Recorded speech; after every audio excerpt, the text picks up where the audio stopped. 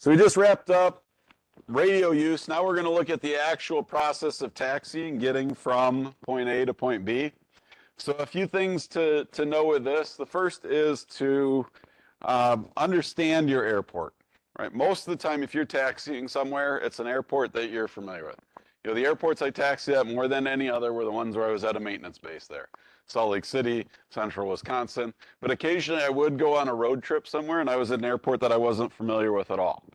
I've had to taxi airplanes at some real rural places where it's not a big deal. It's pretty chill. Things like Houghton, Michigan, Hancock, Michigan, International Falls, Minnesota. Right? They're kind of all out in the middle of nowhere. On the flip side of that, I've taxied when I had to get recertified when I was in South Bend. Now, South Bend's fairly small, but I had to get requalified, and at that point, we didn't have anyone that was taxi qualified who could requalify me that was a trainer because we were starting a new maintenance base in South Bend. So I had to go to Chicago to do my recertification. So I had to demonstrate taxiing around Chicago with, where I was being checked on it at an airport that is incredibly busy and one that I hadn't really been at very much. Now, when you have two people, any airline or bigger operation, you're always going to have two people in the flight deck. Typically, the person sitting left seat is going to be doing the taxiing and operating the engines. The person sitting right seat is going to be working the radios and doing navigation, and you're both going to be kind of looking around to make sure things are clear. But if you're especially by yourself doing GA type things and that, you're going to be working radios and you're going to be working, the taxiing part of the airplane as well. So get to know your airport, get your airport diagrams pulled up. We talked about where you can find those right on the FAA website. All you got to do is search FAA airport diagrams. And typically Google will take you to the right spot. If not, go to FAA.gov and search for airport diagrams. Yeah. What did they do before the internet? These were published and you basically would order them. You'd buy paper copies.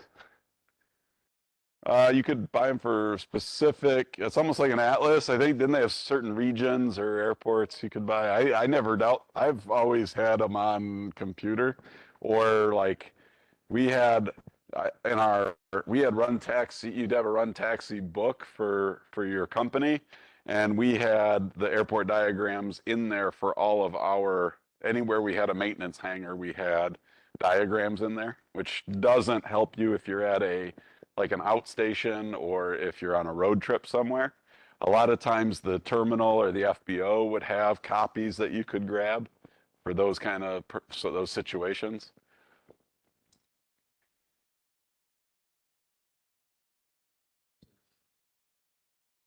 There you go, Michigan Aeronautics Chart. Yeah, so they would often, they'd have them printed. I remember I needed one in Houghton one time and they had them for me. It used to be $6 a piece up there? Okay. Yeah.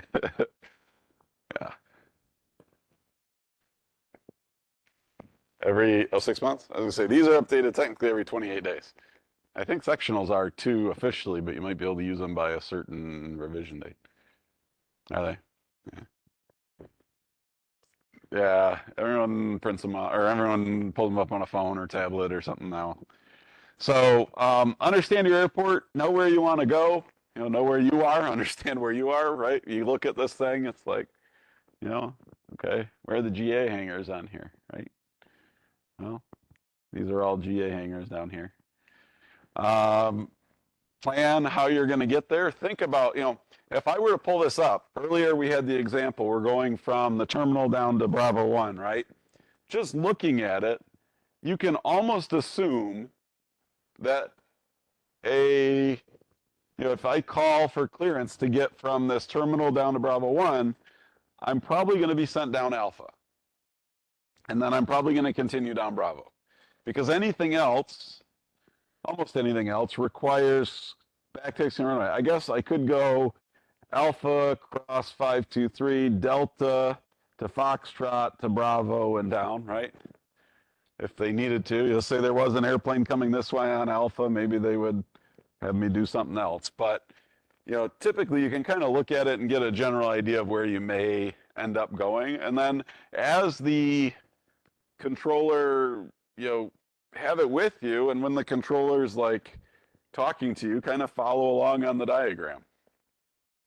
Bring a piece of paper, a scratch pad, and just write those directions down real quick, right? If I got a controller telling me, taxi, I'm at the terminal, they tell me taxi Alpha to, Bravo, cross runway 523, and I would put like a check mark that I'm cleared to cross, and then hold, if I need to hold short, I could say 927, hold short, right? I could just put some notes like that on my scratch pad, right? And then I would have my airport diagram. I'd kind of be like, okay, there's Alpha to Bravo. There are those runways. Here's where I'm going to go, and use that. So if you're not familiar with the airport, if you're new, if you're learning, don't be afraid to bring a piece of paper to write stuff down on. If you have a paper copy of the airport diagram, you can even draw right on there. I remember people would take a highlighter and a fresh airport diagram and would highlight their route. If they're really not comfortable, there were definitely some people that when they were learning to taxi, it took them a while to get comfortable with just navigating around the airport. They're so worried about making a mistake and that kind of thing. You don't want to have that like information paralysis going on. So, but study your airport diagram. Make sure you look at it before you go out to taxi. Especially if you're not familiar with the airport, never taxied there. Things like intersections, hangars and other buildings, terminal parking areas. Hotspots, right? There's this big hotspot right here. Why is HS1? Why is hotspot 1 a hotspot in Kalamazoo? What do you got going on there? Whole bunch of things intersecting, right? You got 3 taxiways plus a runway all coming together in one spot, and it's the main north-south taxiway for the airport, right? So not only is it a complicated intersection, but it's like the main intersection that everyone's going to go through. So one, you're going to be coming in there, you're trying to figure out which way is Alpha, which way is Delta. You also want to make sure that you don't cause a runway incursion with something on runway 523 or something on approach to 523, right? So, kind of be aware of that. Think about the layout of stuff. As you're going, you can almost, I'm getting ready to taxi. I'm like, okay, I'm going to come from the terminal. I'm going to turn left on Alpha. I'm going to go straight when I cross 523. I'm not going to angle off to the right because that would put me on Delta, right? I'm going to continue on Alpha, and then I got to kind of make a right at 927 to get onto Bravo. You got to bear right there. But I don't want to make a right turn there, or then I'd be taxiing down runway 927. That wouldn't be good. Right? I need a bear right there. So, kind of, you think about that. And then, reviewing, that's what I was saying, review potential routes. What's the main route? Well, main route's probably Alpha to Bravo. You could potentially be sent Delta to Foxtrot to Bravo if for some reason you can't go that other way. Those really are the only 2 routes to get there, short of having to back taxi down a runway, which is, as Jeremy mentioned, one of the very last things that they're ever going to have you do. The only time I ever back taxi down runways was the same situation. If we had a closed taxiway, there was some times where we had to use a runway. We had a back taxi as part of that, but they really, really, really, really try to avoid have you taxiing down runways. Some airports are set up like that, but not very many. So, okay, so taxiing in the aircraft before you move, scan your instruments and your panels, lights, displays, gauges, make sure everything is roughly normal. That's kind of common sense. We don't want to start moving if we've got a problem. Exterior lights, we are always going to have our nav and position lights on. Typically, we're going to have those on if we're starting engines anyways. Okay, our beacon, now I've got a little different here than what WMU, different operations will have different things. So every airline I worked for, the 2 airlines I worked for, and several others that I'm aware of, beacon meant engines running. Okay, we did not turn our strobes on under normal circumstances. Okay, the beacon, we had our nav lights on, we had our beacon on when we had engines running. That was our sign that engines were running. The only time we actually turned our strobes on is if we were crossing or entering a runway. Out here, WMU has strobes on all the time. They turn everything on. It's like a Christmas tree out there. Okay? They're like every switch. Click, click, click, click, click. I guess if you turn them all on, you won't forget to turn something on. Taxi light, when you're moving, you want to turn that on. However, if you've got somebody marshaling you, has anyone stood in front of a taxi light at night? Yeah, how bright is it? Very, very bright. So when you're either pulling away from an area where someone's marshaling you, or when you go to turn, like we would have to turn into a gate, right? You got your lights on, you'd be turning into the gate, and all of a sudden you'd see the marshaler do this. And it's because they're telling you to stop, and part of the reason they're telling you to stop is they can't see a single thing. They can't tell what you're doing because the lights are so bright. It's like, okay, taxi lights off. Landing lights can be used for extra illumination. We would often turn them on to help make our planes more visible, or so we could see, especially if we were going to be pulling into an area and having to turn around to like line up for engine runs where we wanted to point our engines a certain way. We would turn the landing lights on to just illuminate the general area, make sure we don't see any FOD, make sure that things are clear. We're not going to like clip some piece of equipment that's along the edge of a taxiway or run-up area, that kind of thing. Okay.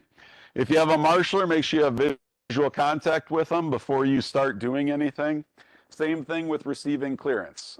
Whether that clearance is just a marshaler on your ramp area, making sure they are aware you're going to start moving, or if you're going to be entering what are called movement areas. Movement areas are the taxiways, runways, anything where you would need to get clearance.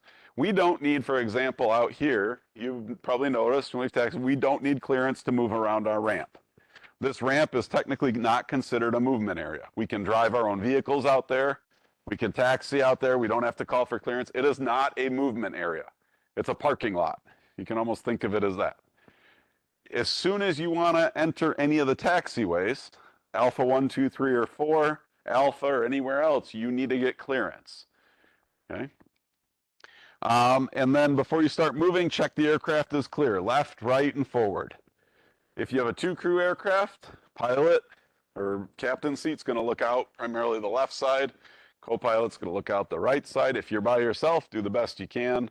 Small aircraft, oftentimes you can look around through other windows, right? Our Cessnas and that. But like when you taxi the King Air, you'll notice you really can't see behind you very well.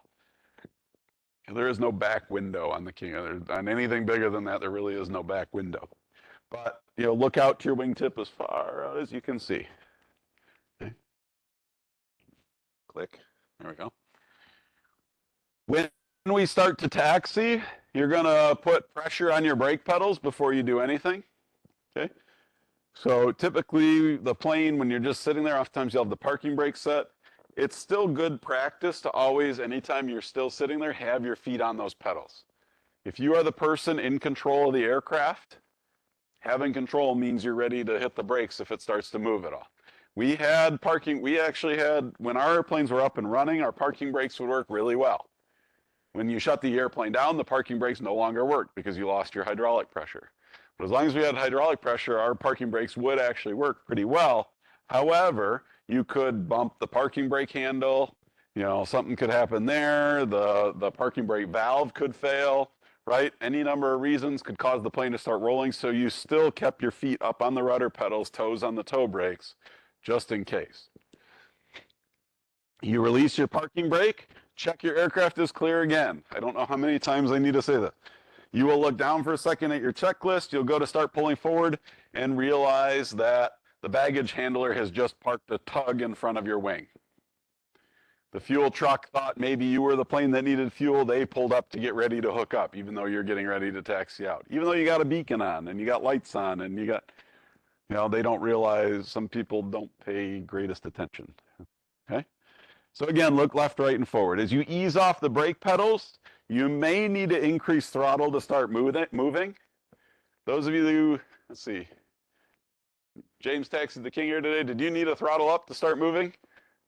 No, absolutely not. You get into planes like that and they want to go on their own. You rarely have to throttle up in something like that. The small airplanes, oftentimes you do need to give it a little bit of gas, get that engine going. to get it rolling, but as soon as you start rolling, you're going to throttle back to that idle position. Okay, ease off the brake pedals, start moving, and then immediately you want to check your brakes. Reapply the brake pedals, make sure you can put them back on before you start to pick up any speed. Okay, as a pilot single, in the pilot seat single operation, you're going to put yours. If you've got two people, we would always check both sets. Okay, person in the left seat would ease off, let the plane start to roll, stop. Person in the right seat would take over control. Person on the left would release their pedals. You would ease up on the right side, start to roll, check. Okay, now both people have the ability to stop the aircraft. You make sure brakes are working on both sides. Okay? Even though it's the same brakes, you're checking that you can control it from either seat. Once you've verified your brakes are working, then you can continue taxiing. So anytime you're moving, if you're in one of the front seats, whether you're in the left seat or the right seat, you're going to keep your feet on the pedals, your hand on the throttle, your other hand on a tiller if available. None of the airplanes we have a tiller here besides the 727. Tiller is like a little steering wheel thing. And that's where you're going to be the whole time. People that fly a lot, you'll see they always keep a hand on the yoke. Okay? You can do that. The biggest thing when you're learning to taxi, if you're new to taxiing, and the biggest risk with holding onto the yoke is people treat it like a steering wheel. All of a sudden, I'll see someone with the yoke doing this, or trying to go like this. If you do this with your yoke in an airplane, what does it do? Nothing while you're taxiing. All you're doing is waving hi to everybody with your ailerons, right? Rudder pedals, those will work. Differential braking, those will work. Twin engines, differential thrust, those will work. Turning the yoke won't do anything. Tiller will work, yeah.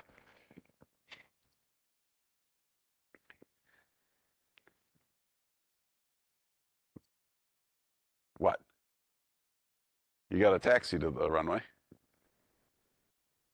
Yeah.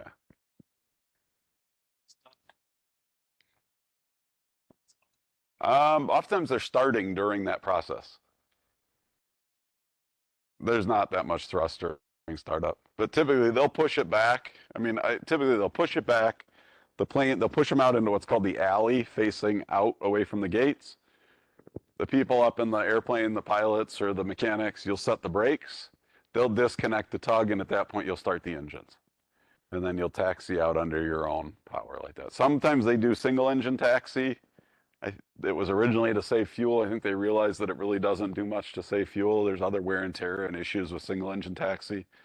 So a lot of them have gone back to twin engine taxi, but you'll start the engines after that. But you'll sometimes hear them. They'll start spooling up the first engine as they're being pushed back away from the gate. Especially at a busy airport where you don't want to be sitting there blocking that alleyway for as long time. James?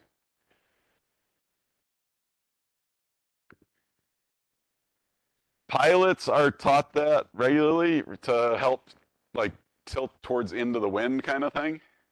Yeah, there's a certain way with that. GA aircraft, yes, it makes some sense. Bigger aircraft, they basically tell you not even to touch your flight controls. The risk of someone going back to I'm driving a car mode is just too high. I've seen it happen because people will be fine taxiing and then all of a sudden something will happen that's not normal, or they'll get going faster than what they're comfortable with. And I've seen someone that's fairly new at taxi, they start getting going faster than what they're comfortable with, and rather than easing the brakes, they start trying to steer with the yoke. So yeah, what you're talking, you typically tilt it into the wind, right? If you do have your hands on the yoke, you typically want to have it turned into the wind. And I can't remember the exact reasoning for it, honestly. It helps to teeter it a little bit.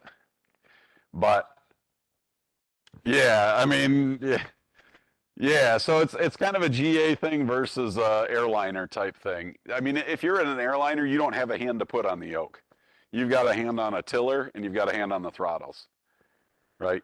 Your yoke is going to basically sit there centered as it is. So it's really just to keep the ailerons from flapping around, to keep it kind of tilted into the wind a little bit. So if you're in a small airplane, you can do that. Just don't panic and all of a sudden try to use the yoke as a steering wheel. And what I found is if I tell students to just maintenance students to keep a hand, if they're not a pilot and they're not familiar with it, keep your hand down on your leg or off the yoke. They're less prone to grabbing the yoke if they get into an uncomfortable situation. So on that note, steer using the rudder pedals, and that's going to be either nose wheel steering or rudder. Okay, all the airplanes we have nose wheel steering. Yeah, we don't have anything that's castering. The Cirrus are castering. The Cirrus don't have any steering linkage, so they have to use basically the rudder with bursts of air over the rudder to turn the airplane on the ground. Okay. Brake pedals, remember, and then they've got their brake pedals too. Your left foot is going to control the brakes on the left main landing gear. Your right foot, toe brake, and these are toes. Pretty much all airplanes nowadays are toe brakes.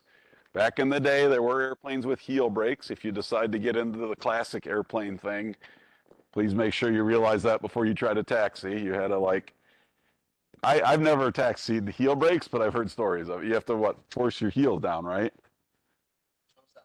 And it's heel brakes. So that's really only tail drag? Was that like the Corsair or something?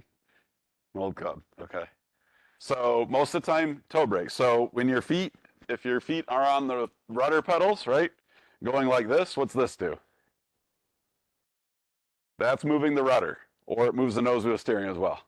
If you want to activate the brakes, you point your toes forward. Okay, and you can do just your left or just your right. If you hit your left brake, you're gonna turn left. If you push on your right brake, you're gonna turn to the right. It's gonna slow down that gear on that side. The other gear is gonna kind of pivot around it. And then tiller, if available on large aircraft, is like a kind of a steering wheel thing. Typically on large aircraft, if they have a tiller versus rudder pedals, the tiller on the CRJ, I think, turns the nose wheel up to about 72 degrees left and right of center. Okay, so it's for doing tight turns on and off and around taxiways. The rudder pedals at full deflection only move the nose wheels about 6 degrees each way. They're really for keeping the plane straight as you're going, such as down a taxiway or down a runway. But anytime you had to make a real tight turn, you would want to use your tiller. Okay. Again, check that the aircraft is clear, left, right, and forward. Constantly be scanning for other aircraft, especially if you're at uncontrolled airports, but anywhere really. Other aircraft, other vehicles, things like tugs, trucks, carts, vans, etc. That's less of a concern once you get into the movement areas, but if you're operating in the non-movement areas, you want to be aware of that. And then things like obstructions or FOD, right? I've had deer run out in front of me at night. I chased fox down the runway, coyote. They'd go running around at night. Never had people, never had a crazy person running down the taxiway or anything. I worked with some people that had worked at Sioux City, and they swore they saw people walking around at night on the Sioux City airport. There was a plane crash there. Yeah, a couple, yeah. One guy I worked with said he was out doing an engine run one time, and he felt like it was back when you could you were by yourself, you didn't have to go two people. And he swore, he was like, I'm not usually not into the ghost supernatural thing, but he's like, I was in the plane and I was running, and all of a sudden it felt like there were people looking at me, like that feeling when someone's watching you. And he goes, I turned around and looked back in the cabin, and there were people sitting in all the seats.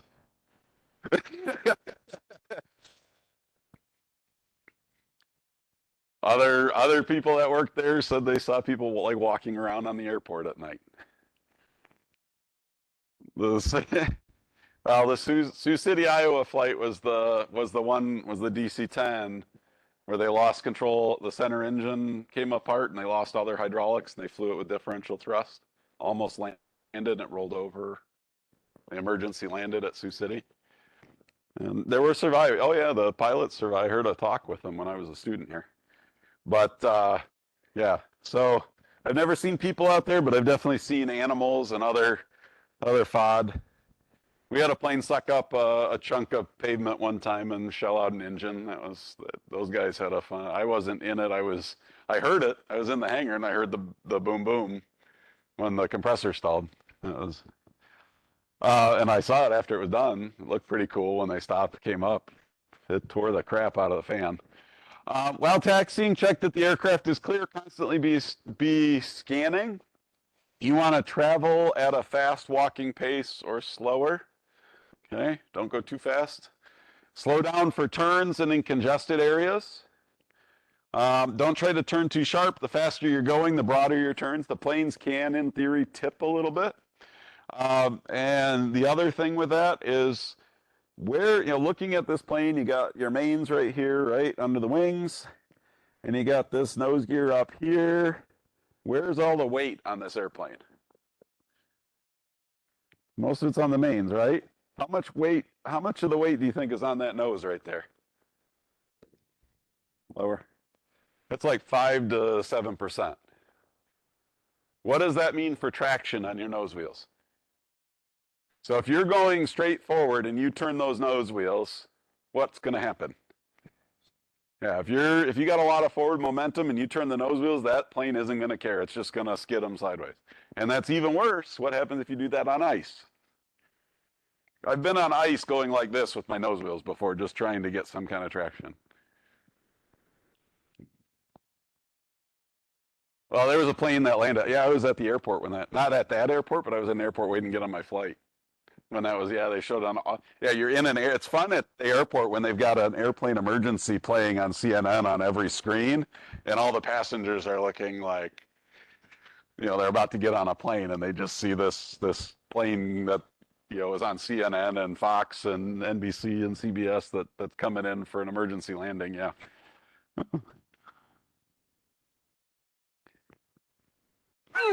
Skidded and flipped over.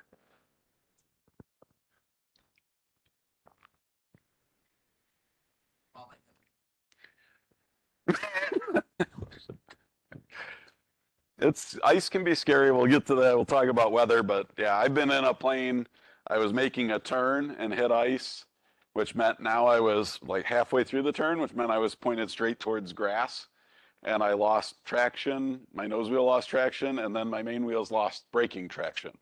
So I was going sideways towards the grass, and it takes it takes a few seconds, 3 to 5 seconds for the thrust reversers to deploy, another couple seconds for the engines to spool up. When you're skidding forward in a $70 million airplane towards the grass, and you're sitting there 1, 2, 3, 4, 5, 6, 7, waiting for your reverse thrust to kick in because that's the only thing you have to stop you. It's a really long time. It's like slow motion, disaster happening, right? Fortunately, I was able to stop before I went off the edge.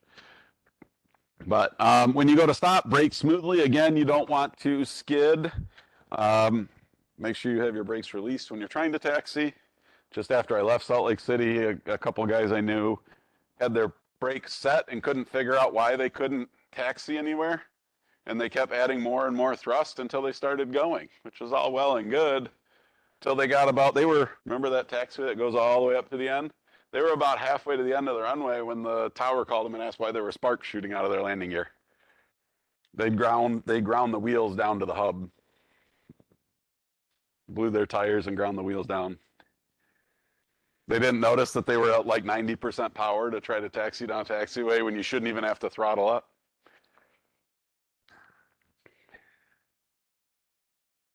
Okay, there's a lot of them, but none for that. When they lost tire pressure, should have given them a heads up. Actually, no, that plane doesn't have tire pressure monitoring. It just has heat monitoring, but it wouldn't have gotten hot enough. Okay, if anything goes wrong, stop and set the brakes. That's a SkyWest airplane. What's that? Well, first thing you want to do, stop and set the brakes, then address the situation. Okay? Why? What is addressing the situation? What can happen if the first thing you do is try to assess the situation? What do you lose perspective of?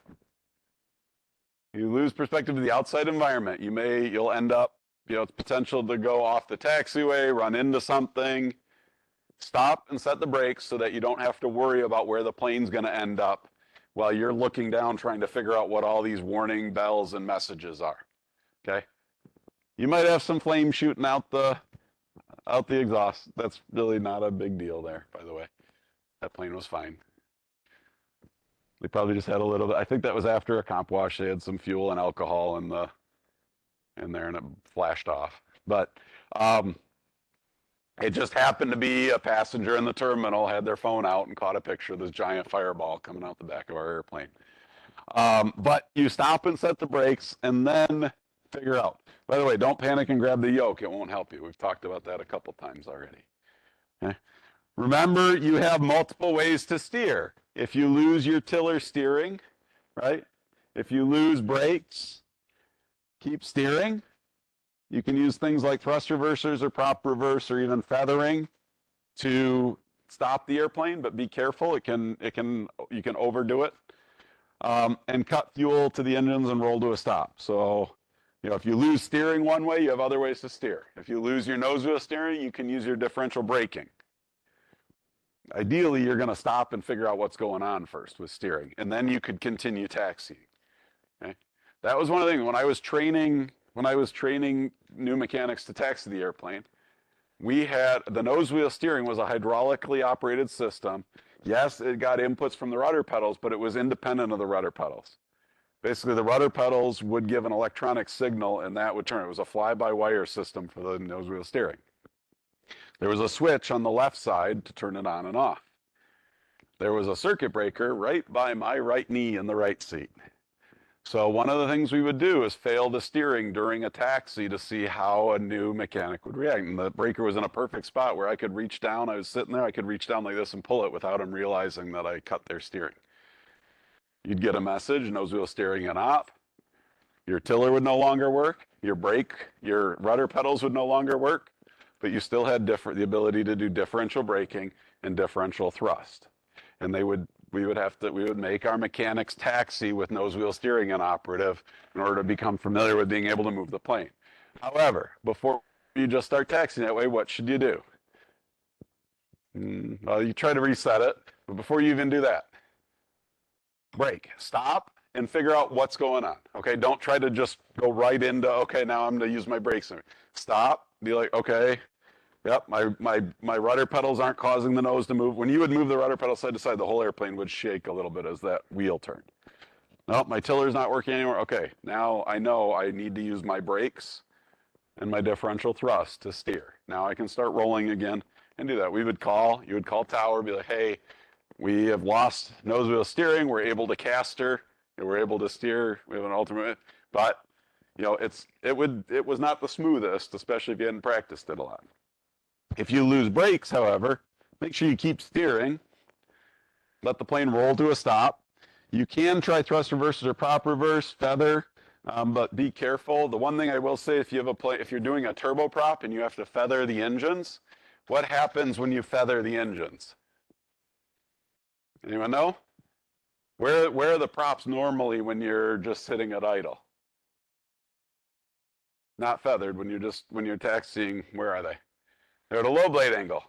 What direction are they when they're feathered? What happens when they go from low blade angle to high blade angle? And drop in RPM, what else happens?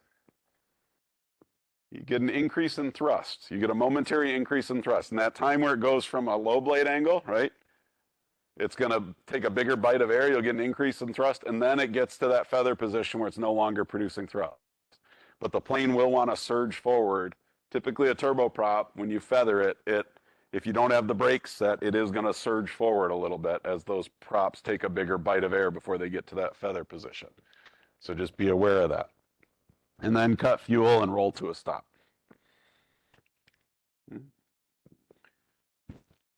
If we have poor weather conditions, snow, rain, fog, darkness, things like reduced visibility, you can turn on additional lights to see better and be seen. Just be aware, though, what's the problem with lights and potentially fog or heavy rain or snow? It can make it worse. So if you flip your lights on and all of a sudden everything's, it's flashing back at you and blinding you, then maybe that's not the best situation. Reduce surface grip, and this is especially with the nose. Remember that nose wheel is already light. It doesn't have great traction compared to the mains. And if that nose hits even a little bit of ice or hydroplanes, it's very easy to lose the ability to steer using the nose wheels. Okay, so hydroplaning or that. I guess, yeah, extra lights can reflect and reduce visibility. I got it right there. Kind of a weird spot. Stopping in bad weather, make sure you travel more slowly to begin with. Don't get going as fast. Make sure you begin braking earlier than you normally would in case you hit something like ice.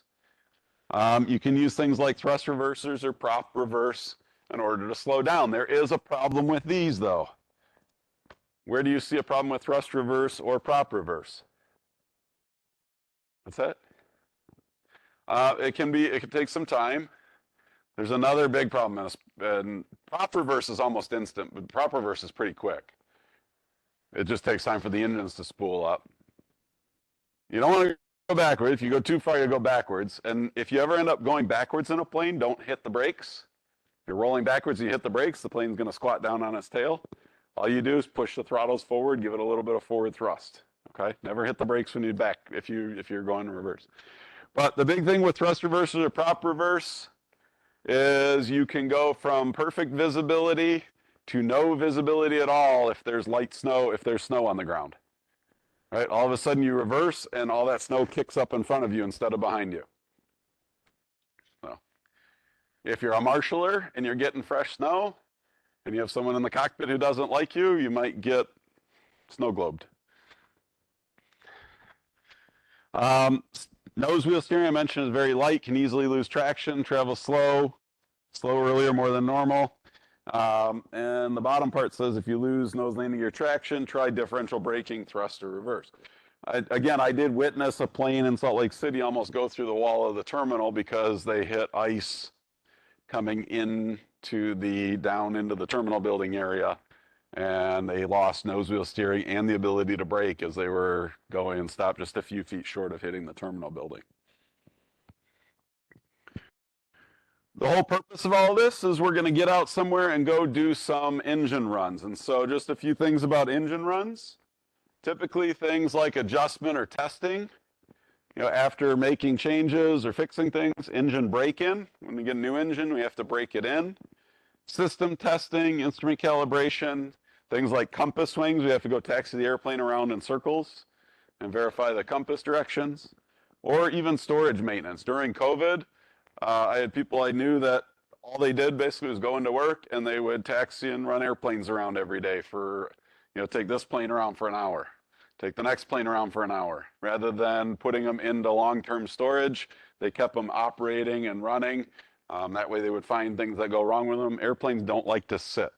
If they sit too long, things just break and stop working. Plus, you got to do certain things every so often in order to keep them airworthy and the ability to. The airlines, as soon as they could, wanted to bring planes back on. They didn't want to have to pull them out of long-term storage. That's a fairly extensive process. So a few cautions. These are pulled directly out of, I think these are out of the 727 manual, but it's things, warnings, cautions. Basically, be aware of your surroundings. You can see here is a diagram of, here is idle thrust. So, no, this is not the 727. What is this? Is this 737? Okay. I don't know. I can't remember what plane I pulled it from. Might be a number 175. But, this plane ground idle thrust, even upwards of, here's distance from the engine. Okay. In feet, 200 feet away, you still got a 20-mile-an-hour wind. Okay. When you get into high power, you can see up close to the engine, even if you're just a little off center, you've got winds over breaking 100 mile an hour. And even further back, you're still looking at 30, 20, and 30 mile an hour winds back there. Have you flown Seminoles? No. Serious? What's some of the smaller planes? What's your crosswind limitation? 20 knots, 15 knots? Is that high? No, there's limitations on some of these planes for crosswind. Yeah. Yeah. But you don't want to be, say, pointing where your jet blast is going to be going across a runway, for instance. Probably wouldn't be very pleasant for somebody taking off to hit a 68 mile an hour crosswind all of a sudden. Right? We had two mechanics try to drive one of our Kubotas right behind a 757 at idle, and it flipped it over. It flipped it on its side. No, the side by side doesn't have ailerons. So cautions, warnings. You also want to park facing into the wind. The wind itself can play a role. So these are, this is the 747. Park facing into the wind if at all possible. If not possible, there might be limitations to max wind speed, engine power, or type of engine runs. Okay, if you have wind or gusts and that kind of thing coming in that aren't coming straight in, well, even gusts that are coming straight in the inlet, but if you've got wind coming from the side, it can cause disruptions to airflow through into the inlet, and that can lead to things like compressor stalls and surges, which on certain engines can cause a lot of damage. So we want to be careful of that. If you have a tailwind, it's particularly prone to hot or hung starts. What you'll see, then you walk past the 727 on a windy day. Have you noticed anything about the engines? That clink, they're sitting there windmilling. Well, if you've got air coming up the back of them, they'll actually be windmilling the wrong direction. And so if you go to start your engine, not only does it have to get it spinning, it has to stop it spinning backwards and then get it spinning forward. And it's going to cause a certain amount of resistance to that airflow into the plane starting up. And so you don't get the airflow through the engine that you should, and it can cause those hot and hung starts. And so here's limitations, for instance. It's saying the preferred here, 25 knots maximum wind velocity is within, roughly 15, 20 degrees each side of center. You can have a side wind, a crosswind, up to 15 knots. And, it says avoid pretty much anything here, otherwise 15 knot maximum. It's also talking about trimming here. Trimming is the process of like calibrating the engine thrust and all that. And if you've got gusting or wind from different directions, it can negatively affect your trim and the settings you get. Be aware in front of and behind. I talked about jet blast behind. In front, you don't want to ingest anything, okay, ingestion areas. So inlet hazard zones, things like FOD, people, baggage carts, lab carts, baggage cubes. So items and people can be ingested. Jet exhaust can throw or damage items behind you, people, equipment, vehicles, other aircraft. And it can extend over 100 feet at idle, which, here it is at full power. So you can see that area is a lot bigger. So like our ingestion zone here is 7 feet at idle. It's 18 feet at full power. Here the danger zone's 160 feet at idle. It goes up to over 1,200 feet at full power. Have you all seen the Mythbusters where they throttled up, where they were doing the taxi behind the 747? I'll have to. So the Mythbusters, they take, I think it's just 2 engines because you can't run all 4 engines at high power on a 747, or you'll drag it across. It'll drag its wheels across the ground. They basically towed an old taxi behind it and flipped it over with the engines. They can just like. Not only did it do that, but it was Coletta. Coletta did it over. Of course, it was Coletta doing it. But they did it, and the first time they did, they had to stop because it actually started to peel up the blacktop. It was like peeling up chunks of blacktop and sending them flying behind the plane. So during engine runs, make sure control, ground, or tower knows what you're doing, again, so they can make sure others avoid you. Set your parking brake, but keep your feet on the brake pedals. In some aircraft, you're pressing the pedals exerts more force than a parking brake. Okay, the King Air today started rolling on us a little bit at one point. That's pretty normal. It meant, okay, you got to press a little harder. No, it's not meant to hold it at power. It's meant to hold it when it's sitting flat with the engines off. Always keep your hand on the throttles. Keep your other hand on the steering tiller if equipped. Okay, if you do break loose, you want to be able to steer. Check that the area is clear. Constantly be scanning. In multi-engine aircraft, you may not be able to run up. Like I said, with the 747, if you try to run up all 4 engines, you won't have enough friction between your wheels and the ground, and the whole airplane will just start skidding. It's not that your brakes won't do anything. Your brakes will have the wheels locked up. You'll just be skidding across the ground. That's the 757 is like that, especially maintenance. If it's just you, one other person, just enough fuel for a run-up, no baggage, no people, no cargo. Those planes are pretty light compared to what they normally would be loaded. It doesn't take as much thrust. The 182 will skid with light fuel. Yeah, see? During engine runs, watch your parameters carefully, especially things like oil, engine and oil temps and pressures, especially for recip.